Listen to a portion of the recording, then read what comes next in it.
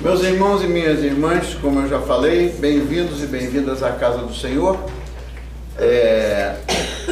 Hoje nós temos a alegria da família Raposo aqui conosco, então depois nós vamos ter a oportunidade de dizer welcome cada um de nós. E a mensagem de hoje, o título da mensagem de hoje, como usual, é uma pergunta. É uma pergunta. Como o Senhor nos vê? Essa é a pergunta de hoje. Como o Senhor Deus nos vê? E a leitura vem do livro de Samuel, primeiro livro de Samuel, capítulo número 16. Eu vou ler somente o que é a parte resumida da história, para não nos alongarmos muito, que vai dos versículos 1 ao 4 e do 10 ao 13. 1 ao 4 e do 10 ao 13 do capítulo 16 do primeiro livro de Samuel, que conta a história de quando Davi foi ungido para ser rei sobre Israel. Então, o primeiro livro de Samuel, ele relata exatamente o que o profeta Samuel recebeu em termos de uma orientação da parte de Deus. Samuel recebeu uma ordem de Deus de ungir um rei para Israel que substituísse a Saul, porque Saul foi o primeiro rei escolhido pelo povo, mas não foi um bom rei. Todas as vezes que Deus elegeu os reis para o seu povo, nunca houve problema. Mas quando o povo começou querendo ser que nem os outros povos para eleger o seu rei, eles elegeram Saul, e Saul, ele não foi um bom rei, e ele foi afastado por parte de Deus por ter praticado desobediência. Ele praticou abominação a Deus quando ele fez acordo com povos que Deus não queria que ele fizesse, e pior ainda do que isso, ele praticou abominação se aconselhando com os videntes, né? Essa história de videntes desde a época... Samuel, qual é o Samuel? Qual é o capítulo e o versículo? Como? Qual é o capítulo e o versículo? É o capítulo 16, versículos 1 ao 4 e do 10 ao 13. Eu vou ler daqui a pouco. Vou ler daqui a pouco, né? Primeiro livro de Samuel 16, 1 ao 4, depois ao 10 ao 13. Então, como eu dizia, Saul foi um rei que foi afastado de Deus, e Deus queria ungir um rei para o seu povo que fosse de acordo com aquilo que Deus esperava de um rei que ele escolhesse. Então nós sabemos, com essa história, nós sabemos que Deus age sempre em prol ou em favor do seu povo. Deus nunca deixa que qualquer rei ele faça o que queira com o povo de Deus e a coisa passe em branco. Então o Senhor age em favor do seu povo, e isso nos mostra muito bem como é que o Senhor nos ama. Ele age em favor do seu povo, mas ele também age em favor de cada um de nós separadamente. Então hoje eu vou abordar um outro aspecto do relacionamento de Deus com o seu povo, e por isso nós vamos ver como Deus vê a nós, como ele vê a nós. Certamente não é com os mesmos olhos que os homens olham os homens, né? A visão de Deus e o amor de Deus por nós, ele tem uma maneira toda especial de nos ver, porque ele nos ama. Então, vamos ver o que aconteceu quando Deus determinou a Samuel que ungisse aquele rei que seria o escolhido do Senhor para governar sobre Israel. E agora então, eu vou ler e vocês acompanhem o primeiro livro de Samuel. A palavra do Senhor diz: Então disse o Senhor a Samuel: Até quando terás dó de Saul, havendo eu rejeitado, para que não reine sobre Israel? Enche o teu vaso, o Senhor disse para Samuel, enche o teu vaso de azeite e vem. enviar-te-ei a Jessé, o belemita, porque dentre os seus filhos me tenho provido um rei. Porém, disse Samuel, como irei eu, Senhor? Pois, ouvindo Saul, me matará. Então disse o Senhor, toma uma bezerra das vacas em tuas mãos e dize ao povo, vim para sacrificar ao Senhor, e convidarás Jessé ao sacrifício, e eu te farei saber o que hás de fazer, e ungir-me-ás a quem eu te disser. Fez, pois, Samuel o que dissera o Senhor, e ele veio a Belém. Assim, fez passar Jessé os seus 7 filhos diante de Samuel. Versículo 10. Fez passar Jessé os seus 7 filhos diante de Samuel. Porém, Samuel disse a Jessé, o Senhor não tem escolhido estes. Disse mais Samuel a Jessé, acabaram-se os jovens? E disse, e ele respondeu, ainda falta quem? O menor. E eis que apacenta a quem? As ovelhas. Disse, pois, Samuel a Jessé, envia e manda-o chamar, porquanto não nos assentaremos em roda da mesa, até que ele venha aqui. Então mandou em busca dele e trouxe a Davi. E disse o Senhor, levanta-te, Samuel, e unge-o, porque este mesmo é. Então Samuel tomou o vaso do azeite e ungiu-o no meio dos seus irmãos, e desde aquele dia em diante, o que aconteceu? O Espírito do Senhor se apoderou de Davi. Então Samuel se levantou e se tornou a Ramá. Essa é a palavra do Senhor para nós hoje. Veja como é que a palavra do Senhor e a ação dos seus servos requer obediência. O Senhor disse, não se preocupe com Saul, ele não vai te matar, né? Você diga que foi lá a fazer sacrifício ao Senhor, e ao estar lá você vá à casa de Jessé e não se preocupe, o que eu te mandar dizer você diz. E aí ele cumpriu o que o Senhor tinha dito, e aí nós vamos ver exatamente como é que foi a diferença de como é que Samuel pensou que um dos filhos era o filho a ser ungido rei, e como é que Deus escolheu uma pessoa que não era aquela. Então, o que é que se passou naquele dia? Samuel foi até a casa de Jessé para consagrar um dos filhos dele. Quando ele chegou lá, ele fez o que Deus tinha mandado, ele comunicou o propósito da visita e mandou chamar um por um dos filhos de Jessé. Então o que aconteceu? O primeiro que veio foi Eliabe. Então Samuel ficou impressionado com a aparência, com a estatura, né? Com o porte físico de Eliabe. E aí pensou Samuel, uau, esse deve ser o rei que o Senhor ungiu. Mas o Senhor quer ungir, mas ele estava redondamente enganado. E nós vamos ver por quê. Aí imediatamente, né, o Senhor o advertiu, né, porque Deus sabe o que passa na mente dele. Ele estava pensando que seria aquele, mas Deus disse assim, não atentes para a sua boa aparência, porque este não é o meu escolhido.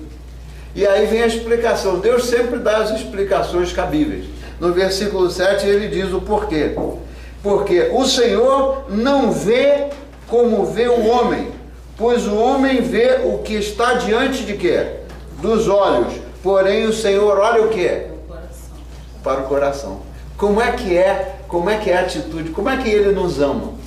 Deus não escolhe a gente porque a gente é bonito, porque a gente é feio, porque a gente... não importa. Ele olha o nosso coração, a atitude do nosso coração. Isso é uma grande lição para nós como seres humanos, porque a nossa visão é sempre limitada. A gente sempre vê as outras pessoas de acordo com a percepção dos nossos olhos, né? Como aconteceu com Samuel. Ah, esse aí é bonitão, esse tem um porte para ser rei, mas ele estava redondamente enganado, porque Deus sabia do coração de Davi. Está escrito que Davi era um homem segundo o quê? Segundo o coração de Deus. Então ele ia escolher aquele que tivesse o coração de acordo com a maneira do Senhor. Então Samuel, ele quis ungir pela percepção de seus olhos humanos, né? Mas acabou sendo corrigido por Deus. E quantas vezes a gente é corrigido por Deus? Porque a gente pensa uma coisa de uma pessoa, a gente faz um julgamento, às vezes a gente faz o julgamento de uma pessoa e a gente está redondamente equivocado, porque nós não temos a condição de saber o que está dentro do coração da pessoa. Toda vez que a gente julga alguém pelas aparências, a gente certamente vai se equivocar, porque não é por aí. Então, meus irmãos e minhas irmãs, a nossa visão realmente é muito limitada. E a visão de Deus vai muito adiante, muito além da maneira que nós vemos. A avaliação de Deus enquanto aos seus filhos é sempre muito diferente da avaliação que a gente faz das pessoas. Então, depois de ver os filhos de Jessé e não sendo nenhum daqueles 7 que tinha sido escolhido, aí ele perguntou: acabaram-se os jovens? Todas essas palavras, veja o que Deus tinha falado para Samuel. Não se preocupe, o que você tiver que falar, eu vou te dizer o que você tem que falar. Então, quando chegou naquele momento, ele perguntou então: acabaram-se os jovens? E Jessé respondeu: faltou o menor, e eis que ele apacenta as ovelhas no campo. Foi aí então que Deus botou no coração de Samuel para mandar buscar o menino. Menino jovem, jovenzinho. Sabe quantos anos levou entre a unção do futuro rei de Israel até que Deus o preparasse? Levou 17 anos. Quando ele foi escolhido, ele ainda era um jovenzinho. Certamente ele não estava preparado. E Deus o preparou. Agora isso traz outra lição para a gente, que é o seguinte: não é a nossa capacitação que leva Deus a escolher a gente. Ele nos prepara, como ele preparou Davi. Ele é que nos prepara. Quando ele nos escolhe, ele não está vendo a gente naquele momento do jeito que a gente é. Se a gente é feio, se a gente está preparado, se a gente tem as habilidades ou não. Ele é que nos prepara toda vez que ele chama alguém para ser um servo seu. Então, o importante é saber que isso é outra coisa interessante de ver. O Samuel, ele não foi lá como alguém que ia tomar uma decisão. Ele foi lá como um servo de Deus para executar a decisão de Deus. Quando o Senhor deixou claro que Davi era o futuro rei, que ele queria ungir, então Samuel fez somente o papel, que já foi muito importante, de obedecer à vontade de Deus e executar a vontade de Deus. Isso é uma outra lição interessante para nós. Toda vez que a gente se arvora a tomar decisões, né, seja na igreja ou seja fora da igreja, toda vez que a gente se arvora a tomar decisões na base da nossa percepção, se a gente não busca a orientação de Deus, certamente a gente vai fazer coisa errada. Isso no meio da família, no meio da igreja, seja onde for, a gente precisa de ser o quê? Executores da vontade de Deus. Nós devemos ser executores da vontade de Deus e não executores da nossa própria vontade, porque toda vez que a gente vai pela nossa própria vontade, se a gente não está centralizado em Deus, se a gente não está submisso em Deus, certamente a gente vai dar mancada e muitas vezes acontece isso. Assim, eles trouxeram Davi e o Senhor falou com Samuel: levanta-te e unge-o, porque este é o meu escolhido. Então Samuel fez aquilo que ele tinha mandado. Aí, o que acontece? Terminou o papel do Samuel ali, ele foi embora. Depois, se vocês quiserem ler o resto do capítulo 16 de Samuel, por curiosidade, vocês vão ver o que aconteceu dali para diante com Saul. Os últimos dias de Saul aconteceram a partir do momento que Deus ungiu o seu escolhido para ser o futuro rei, porque Saul tinha feito tudo que não era em benefício do povo, né? Então, esta verdade é muito instrutiva para nós, né? Porque se nós queremos servir a Deus, a nossa função é de realmente ser realizadores, cumpridores daquilo que Deus já decidiu. Eu não sei o que Deus já decidiu para mim amanhã, você não sabe o que Deus já decidiu para amanhã, mas Ele sabe. E se você está aberto e submisso ao Senhor, Ele vai levar você a realizar o que Ele quer, porque o que Ele quer é o melhor para nós, e não necessariamente o que nós queremos. O Senhor é que sabe o que é o melhor para nós. Então, aqui vem outra pergunta: por que devemos submeter tudo que a gente faz ao Senhor, até mesmo nas escolhas das pessoas para funções de oficiais da igreja, ou até mesmo para escolher um marido ou escolher uma mulher, ou até mesmo para conduzir os nossos filhos na profissão que Deus tem para eles?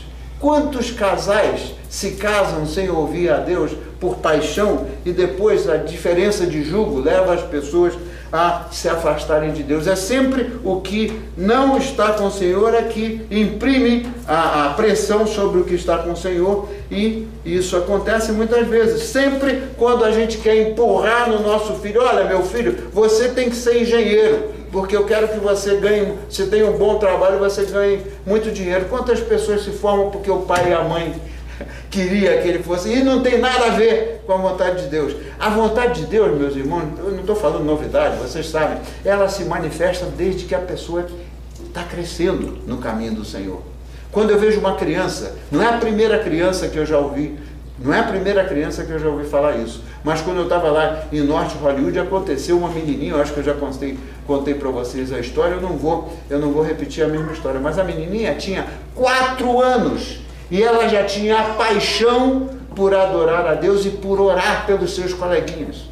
Aquilo era o chamado dela, intercessora em oração. Quantas crianças desde pequenos já dizem, ou já sentem no coração, eu não creio que aquilo ali seja uma coisa que vem por acaso, dizer: paizinho, eu quero ser pastor, ou eu quero ser um ministro de música. Então a gente tem que estar sensível ao que o Senhor tem de plano para a nossa vida e para a vida dos nossos filhos.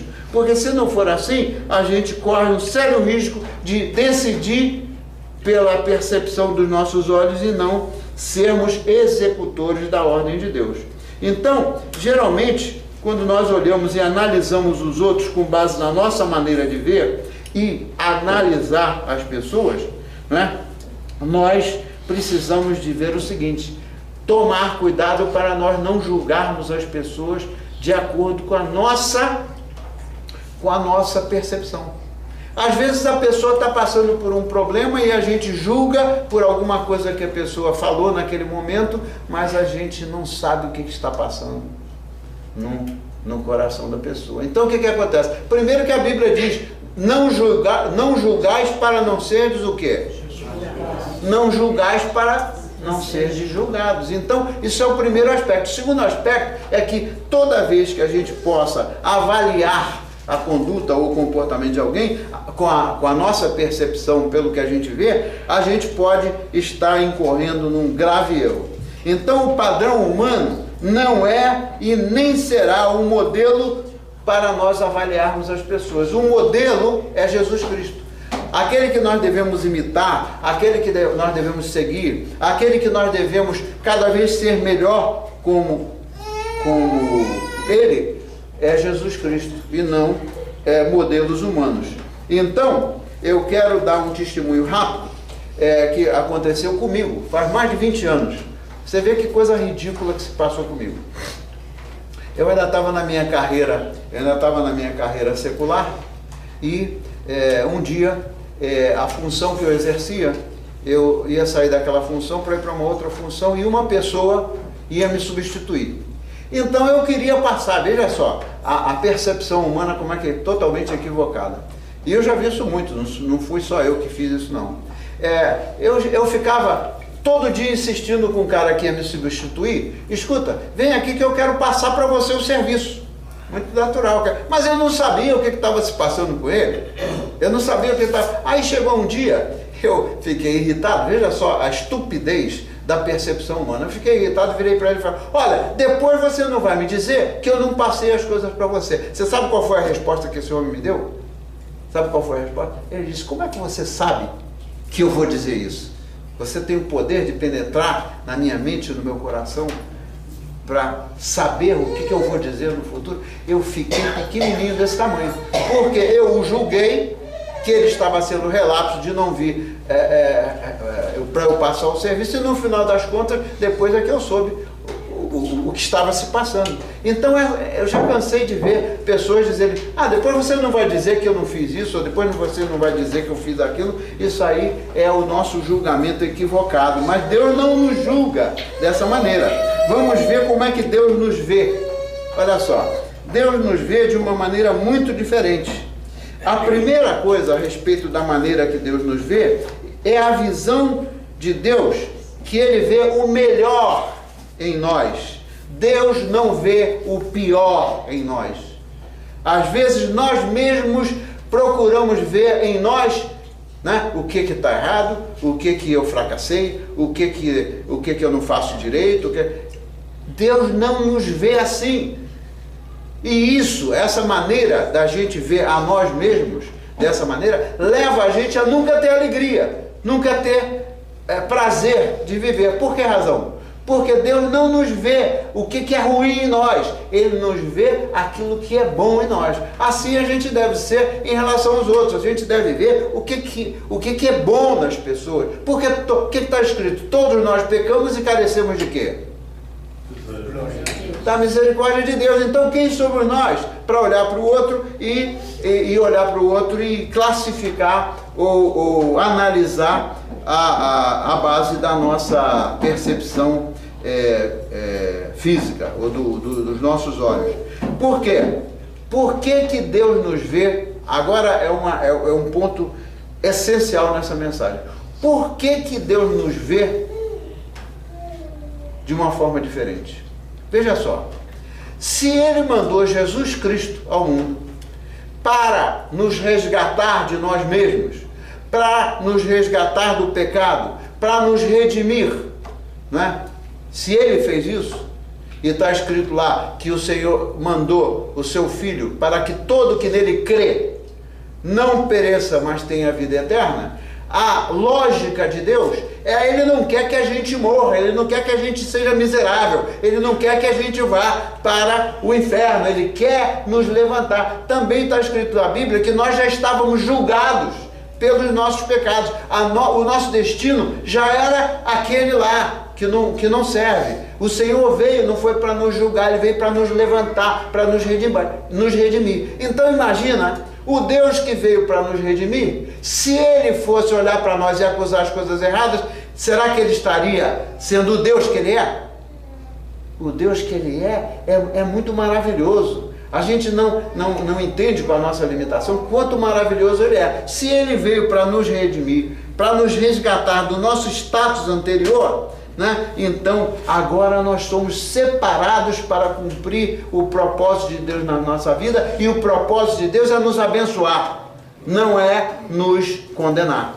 Não é isso mesmo? Então isso é importantíssimo. A lógica de Deus é essa. Se a lógica de Deus é essa, que Ele não veio para nos condenar, por que nós vamos analisar ou ver as pessoas com os olhos da natureza pecaminosa para encontrar as coisas que estão erradas?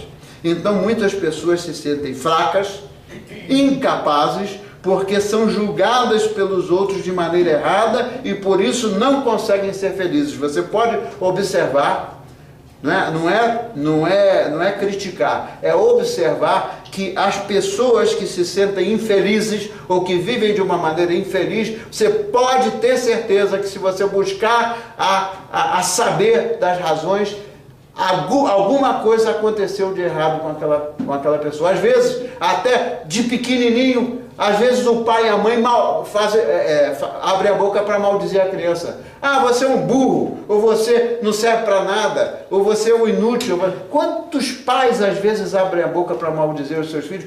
Queira ou não queira, você sabe o que acontece? Aquilo fica lá no profundo da alma. E aquilo faz mal. E às vezes quando o filho cresce, tem uma porção de problemas, a gente não consegue discernir o porquê daqueles problemas. Mas se você for Ouvir, não é criticar nem analisar, mas ouvir e ver o sofrimento pelo qual, ou as acusações, ou as coisas por que aquela pessoa passou, você vai ver que aquela pessoa não é autor, aquela pessoa é uma vítima. Não é isso mesmo? Então, um dos motivos que nos faz ter a visão errada de nós mesmos é que nós enxergamos nossos defeitos, nossas falhas e os nossos fracassos, às vezes até inconscientemente.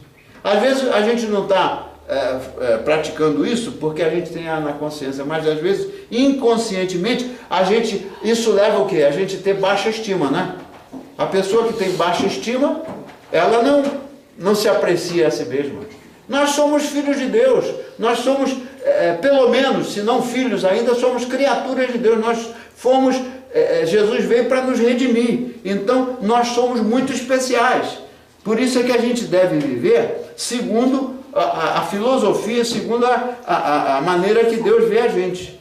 Então, essa atitude dos homens não agrada a Deus. O Senhor não nos vê pelas nossas limitações, Ele vê pelo nosso potencial. Às vezes você vê uma pessoa assim muito humilde, uma pessoa muito simples e tal, e você às vezes não dá valor, mas Deus vê aquela pessoa pelo potencial, porque Deus é que nos prepara. Deus é que nos prepara para o ministério, Deus é que nos prepara para a nossa vida, Deus é que nos prepara para tudo. Então, o que acontece é que Deus sempre vê o que há de melhor em nós, e por isso eu tenho um exemplo muito interessante para dar para vocês, o caso do Moisés. Você lembra? Quando Deus chamou Moisés para ir lá falar com o faraó para libertar o povo dele, o que Moisés falou? Ah, Senhor, eu não sei nem falar, ele era, sei lá o que ele era, se ele era gago, se ele era uma pessoa acanhada. Moisés era uma pessoa acanhada, uma pessoa que não tinha o dom da palavra. Aí o Senhor mandou ele ir. E o que tivesse que falar com o faraó, Deus ia botar na boca do Moisés. E ele se tornou de uma pessoa simples. Um dia desse eu preguei sobre o nascimento de Moisés aqui. Vocês viram o que aconteceu no nascimento dele, né? Como é que Deus, desde o princípio, Deus já estava atuando para levantá-lo, né? Não teve perseguição de faraó. Ele foi lá colocado no rio pela mãezinha dele, com medo de que mas Deus providenciou alguém que o levantou e cuidou dele. E ele foi o maior dos libertadores que se tem na história, maior dos libertadores do povo de Deus foi Moisés, que caminhou com eles pelo deserto. Não mandou que eles fossem, caminhou junto com eles. Essa é a verdadeira característica do líder. Moisés, que era visto pelos olhos humanos como alguém que não tinha futuro, né? Deus preparou Moisés. Melhor exemplo do que o Moisés deve ter, mas não me vem à mente nesse momento. Então, Deus sempre vê o que é melhor em nós. Outro aspecto da questão é o seguinte: a visão de Deus, ele vê além da aparência aquilo que aconteceu. Samuel viu a aparência do filho mais velho de Jessé, mas não era pela aparência, não é para a aparência. Quando nós valorizamos o superficial e o visível, nós somos facilmente enganados. Muitas pessoas, não são poucas, rejeitam quem? Rejeitam os pobres, rejeitam os fracos, rejeitam as pessoas sem instrução e as pessoas feias e lá o que seja.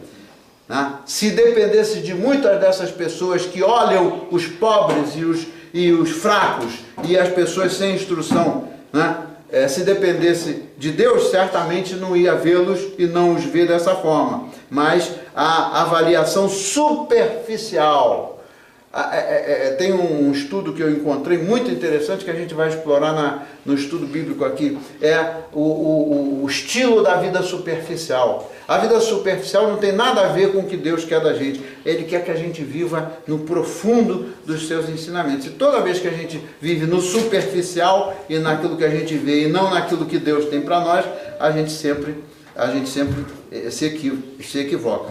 Então, a visão de Deus também vê o futuro, não vê o presente. Enquanto os olhares humanos se julgam por aquilo que você aparenta no momento, Deus olha para você sabendo o que você será amanhã, porque você é redimido e você é redimida.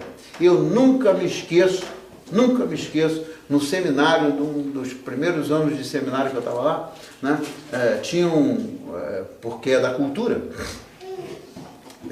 seminário americano, cultura americana, tem gente do mundo inteiro lá no seminário que eu fui, mas eu nunca me esqueço, um professor de teologia pastoral, acho que era teologia pastoral que ele ensinava, não sei, ele disse o seguinte: olha, vocês quando forem, depois que vocês se ordenarem, depois que forem ministros do Evangelho, sempre que vocês forem ao hospital para visitar uma pessoa, ou sempre que forem a um lugar assim para prestar assistência pastoral, vocês se apresentem bem vestidos, de terno e tal, porque isso faz parte da ética.